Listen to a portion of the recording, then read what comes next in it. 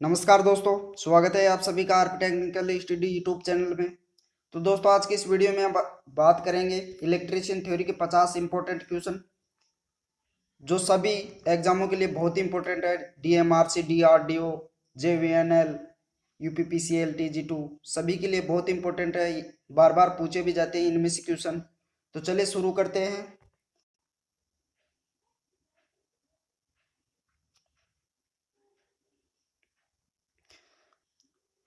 दोस्तों, वीडियो शुरू करने से पहले आपको एक बात बता दूं कि आप भी क्वेश्चंस का आंसर नोट करते जाइए, साथ के साथ और लास्ट में अपना स्कोर जरूर शेयर कीजिएगा। तो चलिए शुरू करते हैं। पहला क्वेश्चन, किरचॉफ के वोल्टेज नियम के अनुसार नेटवर्क के किसी भी बंद लूप में आईआर गिरावट और ईएमएफ का बीजगणितीय योग सदैव क्या होगा। तो आपको 5 सेकंड का समय मिलता है, उसके बाद आंसर मैं बताऊंगा। तो चलिए आंसर दीजिए, इसका क्या होगा, नोट कर लीजिए। इसका राइट आंसर हो जाएगा शून्य। किरचॉफ के वोल्टेज नियम के अनुसार नेटवर्क के किसी भी बंद लूप में धारा धारा व प्रतिरोध गिरावट और ईएमएफ का बीजगणितीय योग सदैव क्या होगा, शून्य। अगला क्वेश्चन है, वोल्टेज किसके लिए धारा की परिवर्तन दर की अनुपातिक होता है। तो आंसर दीजिए क्या होगा। इसका राइट आंसर हो जाएगा प्रेरित्र अर्थात इंडक्टर के द्वारा। वोल्टेज इंडक्टर के लिए धारा की परिवर्तन दर के अनुपातिक होता है। अगला क्वेश्चन है, किसी कंडक्टर में किसकी वजह से इलेक्ट्रिक करंट गुजरने पर ऊष्मा उत्पन्न होती है। तो इसका राइट आंसर क्या होगा, जल्दी जल्दी बताइए क्या होगा। इसका राइट आंसर हो जाएगा रेजिस्टेंस। किसी कंडक्टर में रेजिस्टेंस की वजह से इलेक्ट्रिक करंट गुजरने पर ऊष्मा उत्पन्न होती है। क्या उत्पन्न होती है, ऊष्मा। चलिए अगला क्वेश्चन है, इनमें से कौन सा डिवाइस चुंबकीय फील्ड के रूप में ऊर्जा संग्रहित करता है। तो इसका कौन सा होगा, रेजिस्टर, कैपेसिटर, इंडक्टर, ट्रांजिस्टर या रेक्टिफायर। चलिए बताइए क्या होगा। इसका राइट आंसर हो जाएगा इंडक्टर। इनमें से कौन सा डिवाइस चुंबकीय फील्ड के रूप में ऊर्जा संग्रहित करता है। तो वह होता है इंडक्टर, जिसे चौक भी कहते हैं। चलिए अगला क्वेश्चन।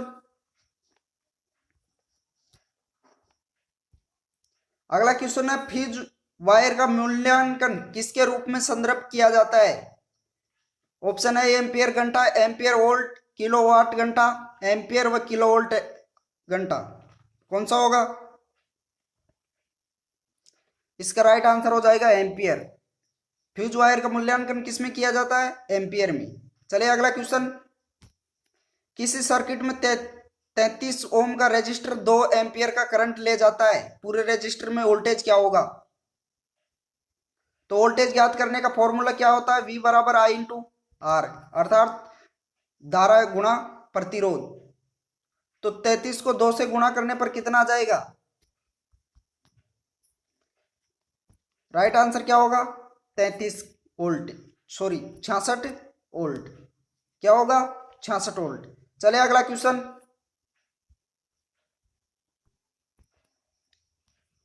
है, इनमें से कौन सा कथन एक सीरीज और समांतर डीसी सर्किट दोनों के लिए सही है। तो कौन सा सही है। ऑप्शन है एलिमेंट अलग अलग करंट होते हैं, करंट संयोजक होते हैं, वोल्टेज संयोजक होते हैं, पावर संयोजक होते हैं, या ए व बी दोनों। तो कौन सा करेक्ट होगा। राइट आंसर पावर संयोजक होते हैं। क्या होते हैं, पावर संयोजक। अगला क्वेश्चन है, अगर 0.2 ओम प्रतिरोध के एक वायर कंडक्टर की लंबाई दोगुनी कर दी जाती है, तो इसका प्रतिरोध क्या होगा। चलिए बताइए इनमें से कौन सा होगा। तो इसका राइट आंसर हो जाएगा, वो भी 2 गुना हो जाएगा। क्या हो जाएगा, प्रतिरोध 2 गुना, अर्थात 0.4 ओम। चलिए अगला क्वेश्चन है, अगर एक कांच की छड़ और रेशम के कपड़े के टुकड़े को एक साथ रगड़ा जाता है, तो कांच की छड़ को रेशम के कपड़े में हस्तांतरण करती है, किसमें हस्तांतरण करती है।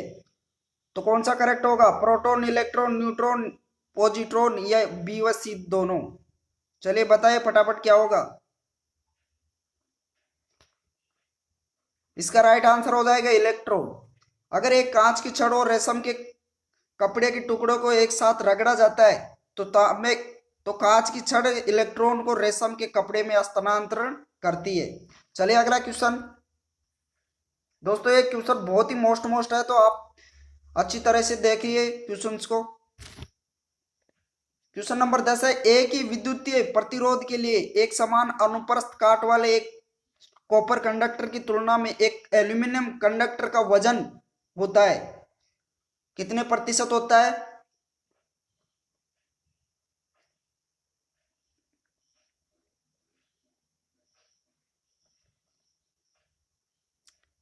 राइट आंसर हो जाएगा 50%। कितना होता है? 50%। चलिए अगला क्वेश्चन। एक नारंगी, काला, भूरा, बैंगनी रंग का रजिस्टर होगा, कितना होगा?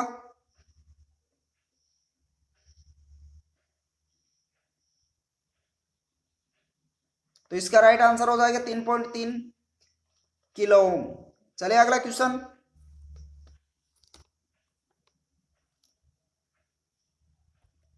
अगला क्वेश्चन है, नीचे दिया गया चित्र इनमें से कौन से संगठक का एक मानक संकेत है? यह चित्र कौन से मानक का संकेत है? लाइट डिपेंडेंट रजिस्टर का, या प्रीसेट रजिस्टर का, या पीटीसी थर्मिस्टर का, या एनटीसी थर्मिस्टर का, या वोल्टेज डिपेंडेंट रजिस्टर का? कौन सा होगा? इसका करेक्ट आंसर हो जाएगा लाइट डिपेंडेंट रजिस्टर का। किसका होगा? लाइट डिपेंडेंट रजिस्टर का, यह सिंबल होता है। चलिए अगला क्वेश्चन। अगला क्वेश्चन है, एक बंद सर्किट में बैटरी के दो टर्मिनलों के बीच विभव के अंतर को बैटरी का क्या कहा जाता है? ऑप्शन है EMF, terminal voltage, charge, power, या कंडक्टेंस।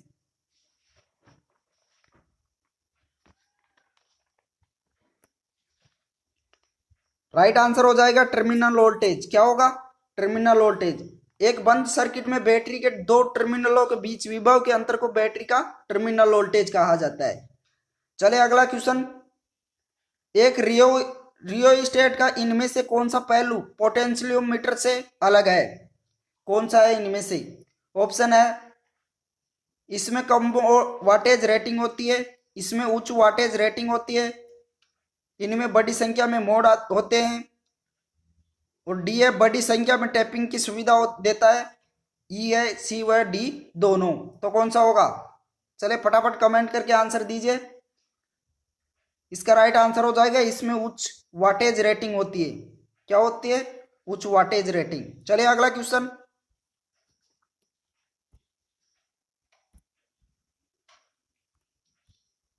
अगला क्वेश्चन है, किरचॉफ के करंट के नियम के अनुसार एक समूहित पैरामीटर सर्किट में किसी नोड से निकलने वाले करंट का बीजगणित योग किसके बराबर होता है?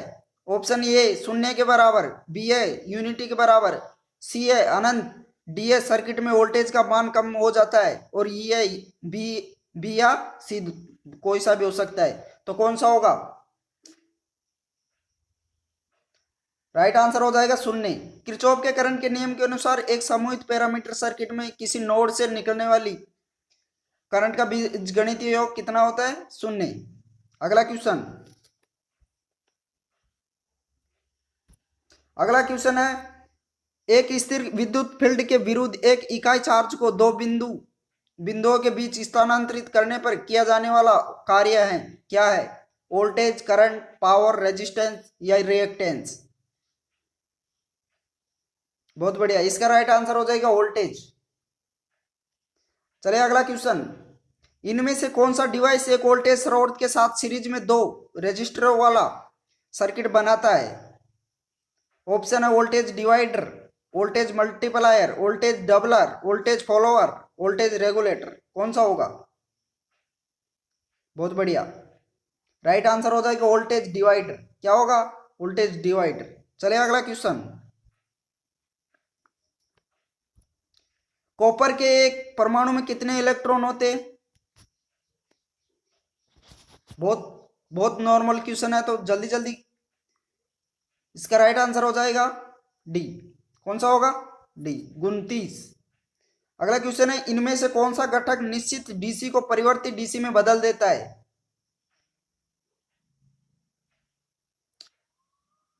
ऑप्शन है chopper, rectifier, cyclo converters, inverter, या इनमें से कोई नहीं। कौन सा होगा? राइट आंसर हो जाएगा चॉपर। अगला क्वेश्चन बहुत ही अच्छा क्वेश्चन है, पावर इलेक्ट्रॉनिक्स शब्दावली में एचसीआर का पूर्ण विस्तार क्या होता है? इसका पूर्ण नेम क्या होता है, full form? Option A silicon controlled register, B a silicon controlled rectifier, C a switching circuit reactance, D a semiconducting register, और ई है स्विच कैपेसिटर फॉर रेक्टिफिकेशन। कौन सा होगा? बार बार एग्जामों में पूछा भी जाता है ये क्वेश्चन, तो इसका राइट आंसर कौन सा हो जाएगा? Silicon controlled rectifier. चलिए अगला क्वेश्चन, एक एचसीआर में कितने पीएन जंक्शन होते हैं? बहुत नॉर्मल क्वेश्चन है, तो कितने होते हैं? एक एचसीआर में 2 पीएन जंक्शन होते हैं। अगला क्वेश्चन,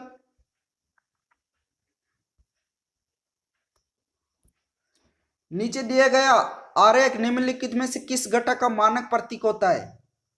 किसका सिंबल है?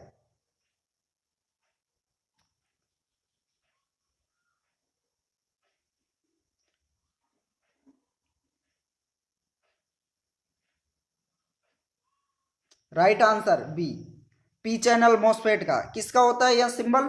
पी चैनल मॉसफेट का। चलिए अगला क्वेश्चन, अगला क्वेश्चन है, एसी वितरण प्रणाली में सामान्य रूप से निम्नलिखित में से कौन सा प्रयुक्त नहीं किया जाता है?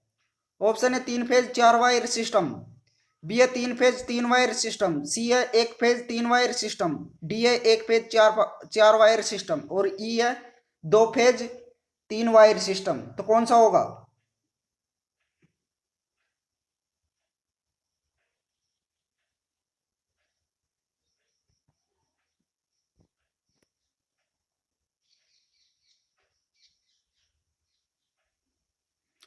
तो दोस्तों इसमें 3 फेज 4 वायर भी प्रयोग किया जाता है, 1 फेज 3 वायर भी प्रयोग किया जाता है, 2 फेज 3 वायर भी सिस्टम भी प्रयोग किया जाता है, और 3 फेज 3 वायर भी सिस्टम प्रयोग किया जाता है। तो कौन सा होगा इसमें राइट आंसर? इसमें होगा 1 फेज 4 वायर का भी प्रयोग में नहीं किया जाता है, यह प्रयुक्त नहीं है एसी वितरण लाइन में। चलिए अगला क्वेश्चन, अगला क्वेश्चन है, एसी सिस्टम में वह चालक जो कोर की अपेक्षा सतह पर अधिक करंट का संवहन करता है किस नाम से जाना जाता है? ऑप्शन है स्किन प्रभाव, बी है कोरोना, सी है पारगम्यता, डी है संगति विहीन दोष, और ई है फैरांती प्रभाव। कौन सा होगा? बहुत बढ़िया, इसका राइट आंसर हो जाएगा स्किन प्रभाव के नाम से। किस नाम से जाना जाता है? स्किन प्रभाव के नाम से। वह चालक जो कोर के अपेक्षा सतह पर अधिक करंट का संवहन करता है वही स्किन प्रभाव के नाम से जाना जाता है। अगला क्वेश्चन है, पेल्टियर प्रभाव किसका विलोम है? बहुत बढ़िया क्वेश्चन है, बार बार एग्जामों में पूछा भी जाता है और आगे भी पूछा जाएगा, तो अच्छे से देख लीजिए क्वेश्चन को। ऑप्शन है सीबेक प्रभाव, थॉमसन प्रभाव, जूल प्रभाव, एंडरसन प्रभाव, फैराडे प्रभाव। कौन सा होगा? राइट आंसर सीबेक प्रभाव को पेल्टियर प्रभाव का विलोम होता है। किसका विलोम होता है? पेल्टियर प्रभाव का। अगला क्वेश्चन, अगला क्वेश्चन है, एक इलेक्ट्रिक प्रेस में माइका किस लिए प्रयुक्त किया जाता है?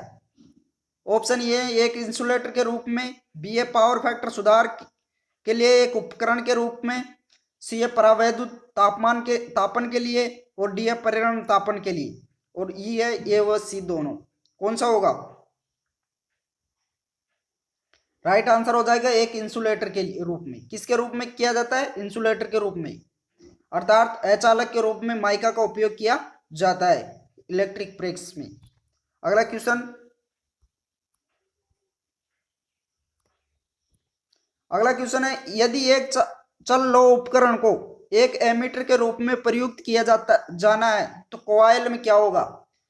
कॉइल कैसी होगी? ऑप्शन ए पतली तार की टर्न्स की कम संख्या होती है, बी ए मोटे तार की टर्न्स की कम संख्या होती है, सी ए पतली तार की टर्न्स की अधिक संख्या होती है, और डी है, मोटी तार के टर्न्स की अधिक संख्या होती है, ई है, या तो ये होगा या बी होगा, कौन सा होगा?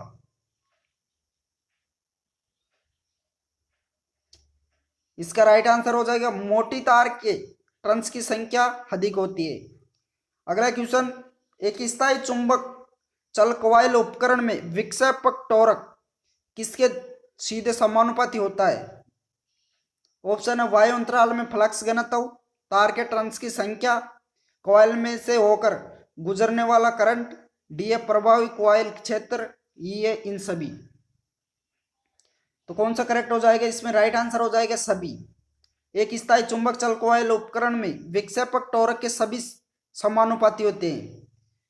अगला क्वेश्चन है, स्थायी चुंबक गतिशील कॉइल उपकरण का स्केल क्या है? Option a uniform, non uniform, निचले सिरों पर मोड़े गए, डी है मध्यम सघन, या ई है सी और डी दोनों। तो कौन सा होगा करेक्ट?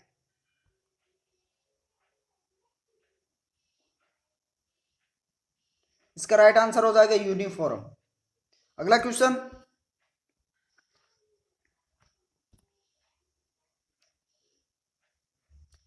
है गतिशील कॉइल स्थायी चुंबक उपकरणों को फ्लक्स मीटर के रूप में किस प्रकार प्रयुक्त किया जा सकता है? ऑप्शन है निम्न प्रतिरोध शंट का उपयोग करके, बी है उच्च प्रतिरोध शंट का उपयोग करके, सी है उच्च सीरीज प्रतिरोध का उपयोग करके, डी है नियंत्रण स्प्रिंग को निकाल करके, ई है नियंत्रण स्प्रिंगों को अधिक जड़त्व घूर्ण का बना करके। कौन सा होगा?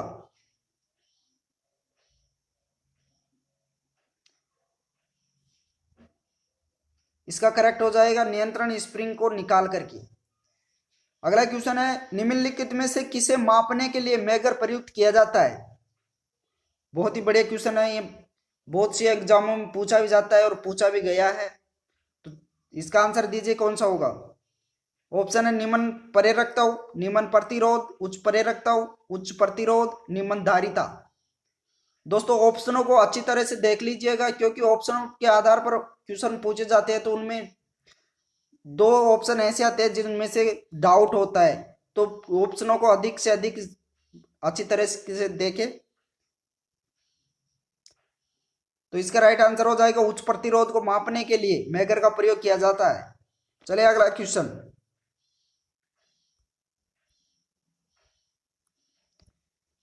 है यदि ध्रुवों की संख्या 4 है और 300 आरपीएम की गति है तो एक सिंक्रोनस जनरेटर की आवृत्ति क्या होगी?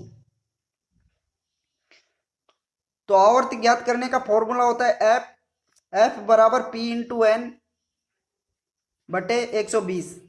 पी का मतलब होता है पोलो की संख्या, एन का मतलब होता है घूर्णन गति। तो पोलो की संख्या दे रखी है 4 गुणा गति दे रखी है 300, कितनी? 300 बटा 120। तो इसको ज्ञात करने पर राइट आंसर कितना होगा?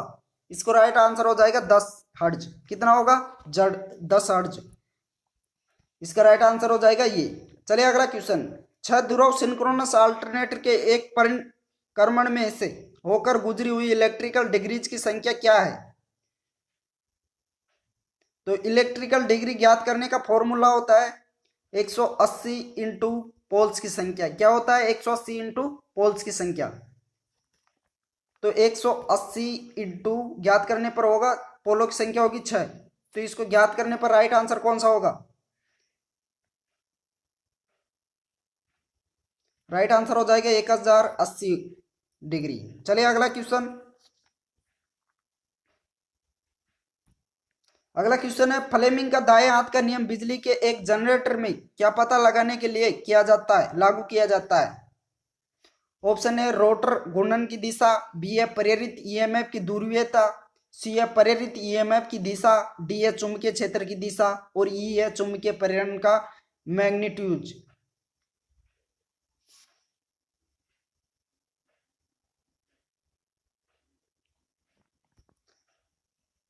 तो इसका करेक्ट आंसर हो जाएगा सी, प्रेरित ईएमएफ की दिशा ज्ञात करने के लिए फ्लेमिंग का दाएं हाथ का नियम उपयोग में लिया जाता है जनरेटर में। चलिए अगला क्वेश्चन, एक अल्टरनेटर के रोटर में डीसी आपूर्ति के लिए कितने स्लिप रिंग होते हैं? 1 2 3 4 या 5? बहुत बढ़िया, दो। कितने होंगे? दो। एक अल्टरनेटर के रोटर में डीसी आपूर्ति के लिए दो स्लिप रिंग का उपयोग किया जाता है। चलिए अगला क्वेश्चन है, एक अल्टरनेटर के संबंध में निम्नलिखित में से कौन सा कथन गलत है? इनमें से गलत ढूंढना है तो कौन सा होगा ऑप्शन में से? ऑप्शन देख लेते हैं। यह स्टेटर से आपूर्ति लेता है, तो ये तो लेता है, राइट है। ये कथन गलत नहीं है। सी है, चुंबकीय क्षेत्र घूर्णन करता है, हाँ करता है, ये भी राइट है। यह यांत्रिक ऊर्जा को एसी विद्युत शक्ति में परिवर्तित करता है, सही है। बी है, यह एसी और डीसी दोनों उत्पन्न करता है। और डी है, इसकी आर्मेचर स्थिर होता है, तो ये भी सही है, इसकी आर्मेचर स्थिर रहता है। तो इनमें से कौन सा गलत होगा?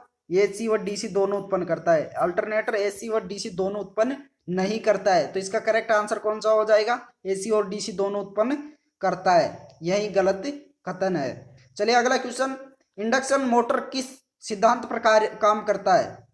ऑप्शन ए इलेक्ट्रोस्टैटिक प्रभाव, इलेक्ट्रोमैग्नेटिक प्रेरण, सी है रासायनिक प्रभाव और डी है तापन प्रभाव, ई है इलेक्ट्रोकेमिकल प्रभाव। चलिए कौन सा होगा?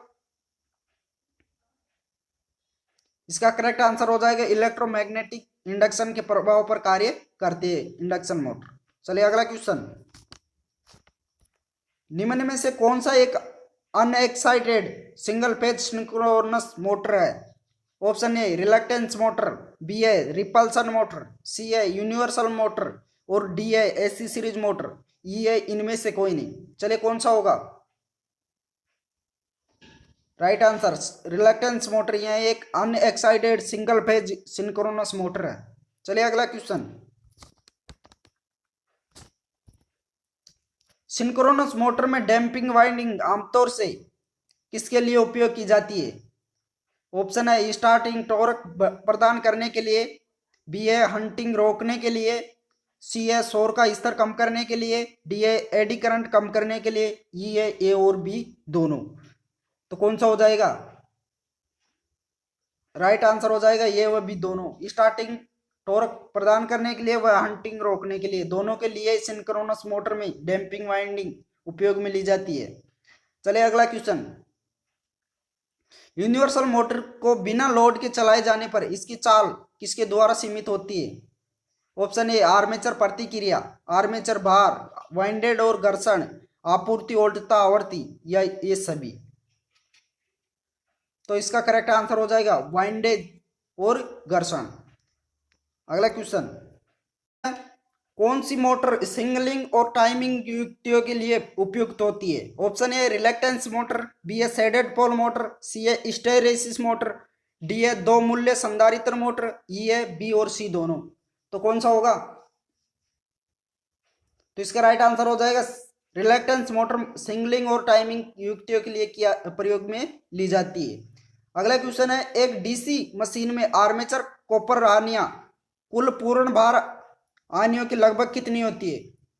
10%, 15%, 20% से 23%, डी है 25% और ये है 30 से 40%। तो इसका राइट आंसर हो जाएगा कौन सा? ई 30% से 40%। चलिए अगला क्वेश्चन, वार्ड लियोनार्ड कंट्रोल मुख्यतः एक पद्धति है।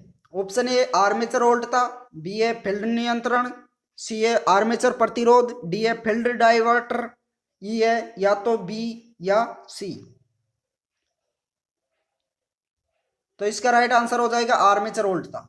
वार्ड लियोनार्ड कंट्रोल मुख्यतः एक आर्मेचर वोल्टता पद्धति है। चलिए अगला क्वेश्चन, है कक्षा 3 सिरेमिक कैपेसिटर के ढांकता हुआ के रूप में उपयोग किए जाने वाले सबसे आम यौगिक है। ऑप्शन है मैग्नीशियम टाइटेनेट, बी है कैल्शियम टाइटेनेट, सी है बेरियम टाइटेनेट, डी है ए और बी दोनों, ई है इनमें से कोई नहीं। तो इसका करेक्ट आंसर क्या होगा? Barium titanate. अगला क्वेश्चन, डीसी शंट मोटर बी कहलाती है क्या और इसका दूसरा नाम क्या है? ऑप्शन ए नियतांक फ्लक्स मोटर, बी है नियतांक उल्टता मोटर, सी है परिवर्तनीय उल्टता मोटर, डी है नियतांक धारा मोटर, ई है नियतांक शक्ति गुणांक। तो कौन सी होगी इनमें से? बहुत ही मोस्ट क्वेश्चन है।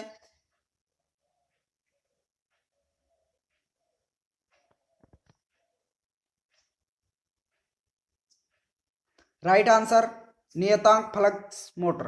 डीसी शंट मोटर को नियतांक फ्लक्स मोटर भी कहा जाता है। चलिए अगला क्वेश्चन। अगला क्वेश्चन है यदि ई डीसी मोटर का बैक ईएमएफ है और वी टर्मिनल उल्टता है तो अधिकतम शक्ति की स्थिति होगी। इनमें से कौन सा सूत्र होगा? ई का मतलब है ईएमएफ, वी का मतलब है उल्टता, तो कौन सा होगा? राइट आंसर ई बराबर वी बटा 2। अगला क्वेश्चन है यदि एक डीसी मोटर की लोड रहित चाल 1350 आरपीएम और पूर्ण लोड चाल 1150 आरपीएम है तो इसकी वोल्टता नियमन कितनी होगी? तो दोस्तों वोल्टता नियमन ज्ञात करने का फॉर्मूला होता है नो लोड चाल माइनस फुल लोड चाल बटे फुल लोड गुणा 100।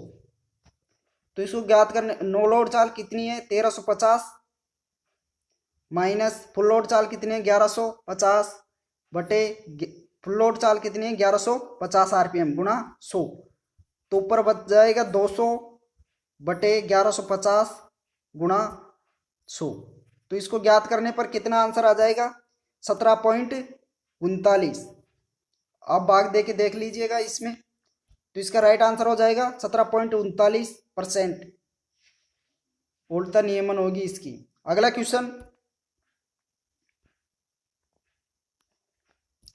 क्वेश्चन है एक डीसी सीरीज मोटर की स्पीड आर्मेचर करंट विशेषता होती है। एक डीसी सीरीज मोटर की स्पीड आर्मेचर करंट विशेषता क्या होती है? ऑप्शन ए आयताकार परवलय, बी है रैखिक, सी है परवलय, डी है संतृप्ति तक परवलय और उसके पश्चात रैखिक, ई है संतृप्ति एक रैखिक और उसके पश्चात परवलय। तो इसका राइट आंसर हो जाएगा ये आयताकार परवलय होती है। अगला क्वेश्चन है कौन सी डीसी मोटर सेंट्रीफ्यूगल पंपों में अनुप्रयोग हेतु उपयुक्त होती है? ऑप्शन है shunt motor, series motor, cumulative compound motor, D है डिफरेंशियल कंपाउंड मोटर और ई है सी और डी दोनों। तो कौन सा राइट होगा इसका? Right answer shunt motor. कौन सी मोटर है? शंट मोटर, जो सेंट्रीफ्यूगल पंपों में उपयोग की जाती है। अगला क्वेश्चन और इस वीडियो का लास्ट क्वेश्चन है डीसी शंट मोटर में चाल नियंत्रण के लिए आर्मेचर उल्टा नियंत्रण पद्धति तथा अथवा रियोस्टेट नियंत्रण पद्धति में परिवर्तनीय प्रतिरोध होता है। ऑप्शन ए आर्मेचर के साथ श्रेणी क्रम में जुड़ा हुआ होता है, बी ए फील्ड के साथ श्रेणी क्रम में जुड़ा हुआ होता है, सी है आर्मेचर पर संयोजित, डी है आर्मेचर और फील्ड दोनों के साथ श्रेणी क्रम में जुड़ा होता है, ई है आर्मेचर तथा फील्ड दोनों के साथ समानांतर में जुड़ा होता है। तो कौन सा करेक्ट हो जाए?